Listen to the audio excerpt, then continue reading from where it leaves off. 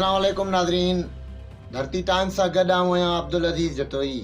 नज़र विझंदासीं ताज़ा तरीन हेडलाइंस ते।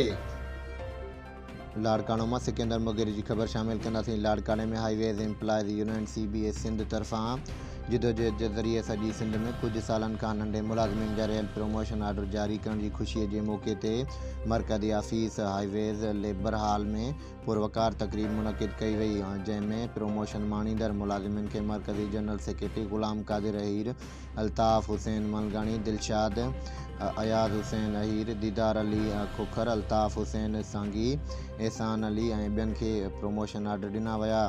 जॾहिं त प्रमोशन माणींदड़ में सब इंजीनियर वहीद अली, बाबर अली, शकील अहमद, अब्दुल कादिर ऐं मोहम्मद परियल चांडियो, अब्दुल कयूम खोड़ो, फिदा हुसैन ऐं ॿिया शामिल।